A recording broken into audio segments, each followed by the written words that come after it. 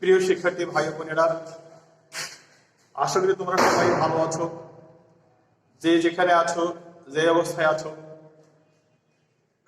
আমি আশা করছি তোমরা সবাই আমার আজকে এই লেকচার উপভোগ করবা এবং আমার সঙ্গে শেষ পর্যন্ত থাকবা। আজকের অনলাইন ক্লাসে তোমাদের সবাইকে স্বাগতম জানিয়ে আমার পরিচয় দিয়ে আমি শুরু করছি। আমি Mohammad Obaidur Rahman, lecturer in English, Paglapir school college, Rangpur. আজকে আমি যে টপিকসটা তোমাদের সামনে আলোচনা করতে যাচ্ছি তা হলো প্যাসেজ ন্যারেশন, চ্যাপ্টার 6।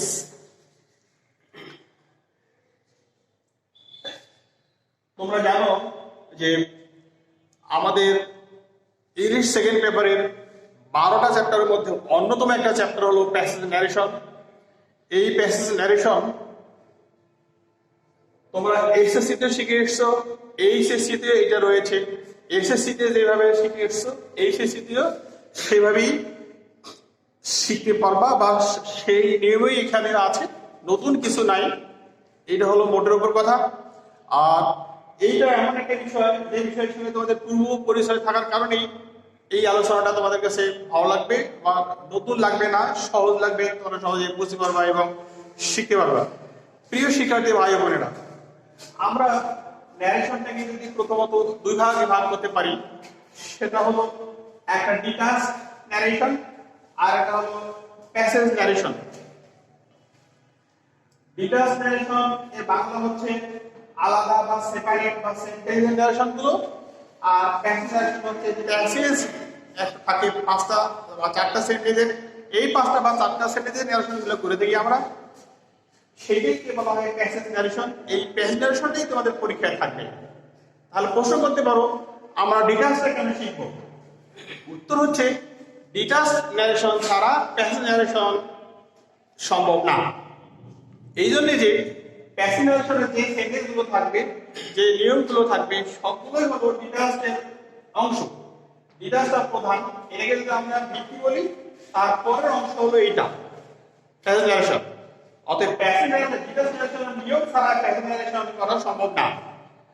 মূল কথা হলো প্যাসেজ ন্যারেশনের যে ডিটাচের নিয়মগুলো সহ প্যাসেজ ন্যারেশনের 5টা নিয়ম যোগ করলেই আমরা প্যাসেজ ন্যারেশন শিখতে পারি। তাহলে আর দেরি নয়, চলো আমরা ডিটাচ ন্যারেশন নিয়ে আলোচনায় যাই। ডিটাচ ন্যারেশন এর রুলস গুলো আমরা এখন তোমাদের সামনে আলোচনা করতে থাকবো ইনশাআল্লাহ। বন্ধুরা, ডিটাচ বলতে আমরা বুঝতেছি যে ছোট ছোট ন্যারেশন গুলো। ডিটাচের মধ্যে আমাদের আছে, দেখবা যে ডিটাচের মধ্যে আছে আমাদের যে নিয়মগুলো, সেই নিয়মগুলো আমি তোমাদেরকে হেডলাইন আকারে লিখে দিচ্ছি। প্রথমত rules of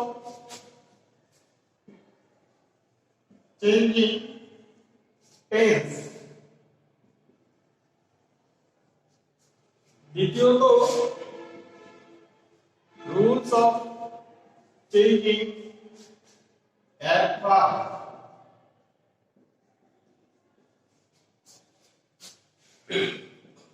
Rules of changing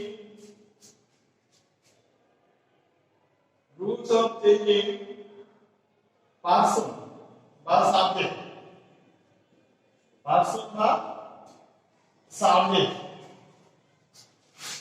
এবং rules of changing sentences।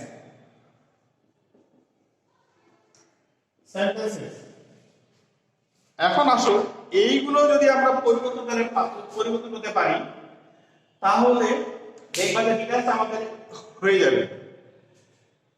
আমি কিন্তু তোমাদের প্রাইমারি আলোচনাটা করলাম না। প্রাইমারি আলোচনা বলতে ন্যারেশন কি বা কাকে বলে বা কত প্রকার বা কি কি, তারপরে উদাহরণ, রিপোর্টিং ভার্ব কি, রিপোর্টেড স্পিচ কি, রিপোর্টিং ভার্ব উদাহরণ, রিপোর্টেড স্পিচের উদাহরণ, এবং রিপোর্টেড স্পিচে ইনভার্টেড কমার ভিতরে থাকে, ইনভার্টেড কমার বাইরে যে রিপোর্টিং ভার্ব থাকে ইত্যাদি এই আলোচনাগুলো আমি কিন্তু তোমাদের সামনে করলাম না। কেন এই আলোচনা এই জন্য করলাম না, একেবারেই প্রাইমারি আলোচনা, যেটা তোমরা ইতিমধ্যে শিখে এসছো। আমি শুধু হেডলাইন আকারে এই নামগুলো তোমাদের বলে দিলাম, তোমাদের মেমোরিতে শার্প বা সতেজ হওয়ার জন্য, ফ্রেশ হওয়ার জন্য। এই জন্য ওগুলো তোমাদের মাথায় নিয়েই কিন্তু এদিকে আসতে হবে। তোমাদের ওগুলো মাথায় থেকে তারপরে আসবা, তখন বুঝতে পারবো। ওটা মাথায় না থাকলে বোঝা যাবে না। এই জন্য তোমাদের যেটা পরামর্শ দিতে চাই সেটা হলো বইয়ের সঙ্গে তোমাদের একটা হলেও সম্পর্ক রাখতে হবে। যদি এই আলোচনা, এই সংক্ষিপ্ত আলোচনায় যদি সবকিছু মনে করো তাহলে কিন্তু হবে না। এই জন্য পরিপুষ্ট শেখার ক্ষেত্রে বইয়ের সঙ্গে অবশ্যই তোমাকে সম্পর্ক রাখতে হবে। তাহলেই আমাদের আলোচনা প্লাস বইয়ের তোমাদের স্টাডি, এই দুটার সমন্বয়ই এই বিষয়টা তোমাদের সফলতা চলে আসবে আশা করি। চলে আসো রুলস অফ চেঞ্জিং টেন্স। এখানে কি বলছে যে রুলস অফ চেঞ্জিং টেন্সের টেন্স পরিবর্তনের নিয়মগুলো আছে, সেই নিয়মটা এখানে কাজ করে আমাদের রুলস অফ চেঞ্জিং টেন্স। তো রুলস অফ চেঞ্জিং টেন্সে আমরা টেন্স গুলো কেমন পরিবর্তন হয়, প্রেজেন্ট টেন্স থেকে শুরু করে একেবারে ফিউচার টেন্স পর্যন্ত যে নিয়মগুলো আছে, এই নিয়মগুলো কিন্তু অনেকগুলো, প্রায় 12টা টেন্সের নিয়ম, প্রায় 12টা টেন্সের নিয়ম এখানে পরিবর্তন হবে। তাহলে বলো 12টা টেন্সের নিয়ম একবারে করলেই তো 12 মিনিট চলে যায়। আমার ক্লাসের ডিউরেশন তো দাম এই সংক্ষিপ্ত সময় 15-20 মিনিট। তাহলে কিভাবে আমি ওই আলোচনাটা তোমাদের সামনে করে দিই? তাহলে আমি হেডলাইন বললাম, তোমরা এটা বাসায় দেখে নিবে। একটা উদাহরণ আমি দিই, কিন্তু একটা উদাহরণ দিয়ে আমি কথাটা বলে দিই, তাহলে তোমাদের সঙ্গে আলোচনাটা ভালো করা যাবে, তোমরা ভালো বুঝতে পারবে। দেখো একটা উদাহরণ দিই। নিয়মটা হলো এখানে একটা রুলস আছে, যেটা হলো রিপোর্টিং ভার্ব। বলি রিপোর্টিং ভার্ব যদি প্রেজেন্ট ইনডেফিনিট টেন্স বা ফিউচার ইনডেফিনিট টেন্সে থাকে, তাহলে রিপোর্টেড স্পেসিয়াল টেন্সের কোনো পরিবর্তন হবে না। অর্থাৎ শুধুমাত্র দ্যাট পরিবর্তন করিয়া পার্সন পরিবর্তন হবে, দ্যাট যোগ করিয়ে দিয়ে, আর কোনো পরিবর্তন হবে না। যেমন he says কমা এটার শুরু I am a student এটার ক্লোজ। এখন দেখো এইটাকে আমরা কি করব, এই যে রিপোর্টিং ভার্ব he says, এটা কোন টেন্সে আছে? প্রেজেন্ট ইনডেফিনিট টেন্সে আছে। তাহলে এই যে reported special tense of present indefinite টেন্সে আছে। এখন আমরা এটা হলো আমাদের ডাইরেক্ট ভার্ব, এটাকে যদি আমরা ইনডাইরেক্ট করি তাহলে কি দাঁড়াবে? এটাকে যদি আমরা ইনডাইরেক্ট করি তাহলে কি দাঁড়াচ্ছে? দেখো he says that I am a কি বলবো? he is a student। এইভাবে ইমেল ভার্ব ক্লোজ করে দিলাম। ইমেলটা কমপ্লিট হবে, he is a student। তাহলে দেখো শুধুমাত্র সাবজেক্টটা বদলে দিল, আই এর জায়গায় হি হয়ে গেল, টেন্স প্রেজেন্ট টেন্স ছিল, এখানে প্রেজেন্ট টেন্স হলো, তারপর টেন্সের কোনো পরিবর্তন হলো না। তাহলে কি দাঁড়ালো? Reporting verb present indefinite tense বা ফিউচার ইনডেফিনিট থাকলে রিপোর্টেড স্পেসিয়াল টেন্সের কোনো পরিবর্তন হবে না, শুধু সাবজেক্ট বা পার্সনের পরিবর্তন হবে। এখানে যদি হি উইল সে থাকতো, তবুও হি উইল সে যে আর স্টুডেন্ট এটাই থাকতো, হি ইজ এ স্টুডেন্ট। অথবা আই যদি ফিউচার ইনডেফিনিট টেন্স আমরা যদি বলো তাহলে কি হবে? হি উইল সে কমা এরপর শুরু I shall be a doctor। এমন যদি থাকে ইভেন অর ক্লোজ, তাহলে কি করব? তাহলে কি হবে? দেখো he will say that এই I shall be a doctor এর জায়গায় তোমরা সাথে যোগ করে কি করবা? he will be a doctor। তাহলে দেখো এই টেন্সটা এই অবস্থায় পরিবর্তন হলো, যেটা তোমাদের কাছে খুবই কষ্ট হয়েছে। অনুরূপভাবে রিপোর্টিং ভার্বটা যদি ফিক্সড পাস্ট ইনডেফিনিট টেন্সে থাকে, তাহলে রিপোর্টেড স্পিচের টেন্সের পরিবর্তন হবে এবং সাবজেক্টের পরিবর্তন হবে। সেটা কিভাবে পরিবর্তন হবে সেটা আমাদেরকে জানতে হবে। সেটা হলো রিপোর্টিং ভার্বে যদি পাস্ট টেন্স থাকে, তাহলে রিপোর্টেড স্পিচ টেন্সের একটা তালিকা আছে। অর্থাৎ রিপোর্টিং ভার্ব পাস্ট ইনডেফিনিট টেন্সে থাকলে রিপোর্টেড স্পিচে প্রেজেন্ট ইনডেফিনিট থাকে পাস্ট ইনডেফিনিট, প্রেজেন্ট কন্টিনিউয়াস থাকে পাস্ট কন্টিনিউয়াস, প্রেজেন্ট পারফেক্ট তাহলে past perfect, present perfect continuous তাহলে past perfect continuous, past immediately past perfect, past continuous তাহলে পাস্ট পারফেক্ট কন্টিনিউয়াস। এইভাবে একটা তালিকা আছে গাইডে বা বইয়ে, এই তালিকাটা তোরা একটু করে নিও, তাহলে আমাদের এই নিয়মটা তোমাদের কাছে স্পষ্ট হয়ে যাবে। আমি একটা উদাহরণ দিয়ে বলাচ্ছি। হি said to his friend, comma inverted comma shoe, we are learning English. We are learning English. দেখো এই জায়গায় he said to his friend, এই যে said রয়ে গেছে past living tense, সেক্ষেত্রে রিপোর্টেড স্পিচ প্রেজেন্ট কন্টিনিউয়াস আছে। ন্যারেশনের নিয়মটা কি বলতেছে, এইখানে রিপোর্টেড স্পিচের টেন্সটা প্রেজেন্ট কন্টিনিউয়াস থেকে পাস্ট কন্টিনিউয়াসে পরিণত হবে। হি সেইডের জায়গায় আমরা এখানে টু করব, কারণ সেইডের যে অবজেক্ট আছে হিজ ফ্রেন্ড, এই কারণে আমরা একে চেঞ্জ করে টু করব নিয়ম অনুযায়ী। হি told his friend that ওখানে আছে সাবজেক্ট উই, এখন উই কে যদি তোমার ভাষায় বলো তাহলে হবে দে, দ্যাট দে ছিল, এটা আর লার্নিং হয়ে যাবে past continuous were learning,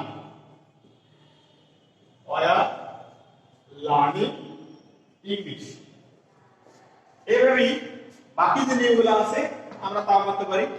present continuous যখন পাস্ট কন্টিনিউয়াস হলো এখানে present continuous, present perfect, past perfect, present perfect continuous, past continuous সহ এই নিয়মগুলো একটা পর একটা উদাহরণ সহ যদি আলোচনা করা যায় তাহলে তোমরা শিখে যাবা। এটা এইভাবেই, তাহলে একটা থেকে তোমরা বাকিটা একটু দেখে নিলে সহজে বুঝতে পারবা। এরপরে এই জিনিসটা তোমরা একটু মুখস্থ করবা, এই জিনিসটা তোমরা মুখস্থ করে নিতে হবে। এরপর আসো সাবজেক্ট বা পার্সনের পরিবর্তন। সাবজেক্ট বা পার্সনের পরিবর্তনটা কেমন করতে হয়, এটা দুটো বিষয় আমি তোমাদেরকে বলবো। প্রথমত হলো সাবজেক্ট বা পার্সনের পরিবর্তনের ক্ষেত্রে দেখবা যে যদি আমরা রিপোর্টিং ভার্ব এর সাবজেক্ট, রিপোর্টেড স্পিচের সাবজেক্ট কি বলছে, কাকে বলছে, কখন বলছে, কারা বলছে, কাকে বলছে, কিভাবে বলছে, অর্থাৎ স্পিকার লিসনার যদি আমরা ঠিকমতো বুঝে নিতে পারি তাহলে সাবজেক্ট পরিবর্তন বা পার্সন পরিবর্তনের ক্ষেত্রে আমাদের অসুবিধা হওয়ার কোনো কথা না। এখন আসো এছাড়াও এই যে সাবজেক্ট বা পার্সন পরিবর্তনের কিছু নিয়মকানুন রয়েছে আমাদের, এই নিয়মকানুনগুলো একটু মনোযোগ সহকারে বইয়ে পড়লেই কিন্তু আমরা এটা পেয়ে যাব। যেমন যদি এই নিয়মকানুনের মধ্যে আমি একটা উদাহরণ তোমাদের সামনে দিই। একটা নিয়ম আছে, রিপোর্টিং ভার্বের সাবজেক্ট যদি থার্ড পারসন এবং রিপোর্টেড স্পিচের সাবজেক্ট যদি ফার্স্ট পারসন হয়, হ্যাঁ না সেকেন্ড পারসন হয়, আর রিপোর্টিং ভার্বের অবজেক্ট যদি ফার্স্ট পারসন হয়, তাহলে ডাইরেক্ট থেকে ইন্টারন্যাশনাল পরিবর্তন করার সময় আমাদের দেখতে হবে যে রিপোর্টেড স্পিচের সাবজেক্ট সেকেন্ড পারসন পরিবর্তন হয়ে ফার্স্ট পারসনে রূপান্তর হয়েছে। কিভাবে উদাহরণ তোমাদের বলে দেবে। হি said to me, comma inverted comma শুরু, he said to me, comma inverted comma শুরু, you should be punctual. You should be punctual. তাহলে দেখো এই জায়গায় রিপোর্টিং ভার্বের অবজেক্ট হলো আমার মি ফার্স্ট পারসন, রিপোর্টেড স্পিচের সাবজেক্ট হলো ইউ সেকেন্ড পারসন।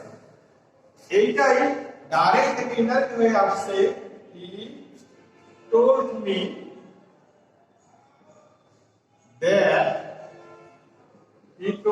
that, এই যে ইউ হয়ে যাবে আই শুড এবং বলা হবে না, শুড যা আছে তাই আই শুড বি, যদি শাল থাকে তাহলে শুড বি তে পরিণত হতো। I should be punctual, PUNCTUAL, punctual. তাহলে দেখো এভাবেই তোমরা এই ডাইরেক্ট থেকে ইনডাইরেক্ট যে সাবজেক্ট বদলাবা, এই সাবজেক্টগুলো এই নিয়মগুলো ফলো করবে, ফলো করে করে হয়ে যাবে। এখন আসো এই সাবজেক্টগুলো আরো অনেকগুলো তো আছে, এই অনেকগুলো সাবজেক্টগুলো তো ওই নিয়মটা একটু দেখে নিব, তাহলে এই সাবজেক্টগুলো তোমাদের কমপ্লিট হয়ে যাবে। এখন আসো একবার এর পরিবর্তনটা তোমরা কেমন করবে, একটা উদাহরণ দিয়ে আমি তোমাদের তালিকার কথা উল্লেখ করে দিচ্ছি। একবারটা হচ্ছে তোমরা জানো যে আমরা এই লিস্টটা কোর্স তোমরা এসএসসি লেভেলেও দিস থাকলে দ্যাট, হেয়ার থাকলে দেয়ার, টুডে থাকলে দ্যাট ডে, নাও থাকলে দেন, কাম থাকলে গো, এই যে তালিকাটা আছে এই তালিকাটাই তোমাদের কিন্তু মুখস্থ করতে হবে। আর এই তালিকার যে শব্দটা আমার ডাইরেক্ট ডাইরেক্ট থাকবে আর ওটাকে ইনডাইরেক্ট পরিণত করতে গিয়ে ওইটা বসে দিতে হবে। সেই জন্য আমাদেরকে উদাহরণটা ফলো করতে হবে। যেমন বাবু সেই কমা ইনকমা শুরু, my father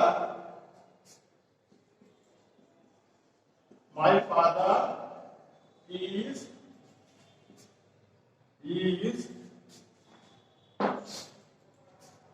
working now. You have close. তাহলে এটা যদি তোমরা ইনডাইরেক্ট থেকে ডাইরেক্ট করতে চাও, ডাইরেক্ট ইনডাইরেক্ট করতে চাও, তাহলে কি হবে দেখো, বাবু সেই দ্যাট, মাই ফাদার হয়ে যাবে his father, is হয়ে যাবে was, his father was working now হয়ে গেল dead। সেই লিস্ট অনুযায়ী এইভাবে অপনিশগুলো তোমরা শেষ করতে পারবে, কভার করতে পারবে। আর একটা সেন্টেন্স উদাহরণ দিব, সেটা হলো আমাদের 5টা সেন্টেন্স আছে, অ্যাসার্টিভ, ইম্পারেটিভ, অবজেক্টিভ, এক্সক্লেমেটরি, এই সেন্টেন্সটা আছে। এই সেন্টেন্সগুলোর নিয়মগুলো হলো এখন সর্বশেষ ডিটাচের নিয়ম।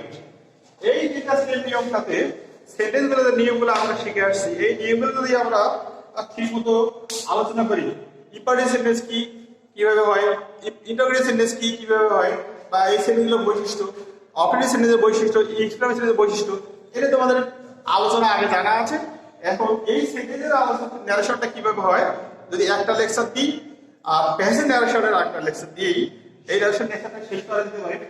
আজকে তোমরা যেটা শিখলা সেটা হলো এই ডিটাচড নিয়মগুলো কিভাবে করতে হবে তালিকা সহ।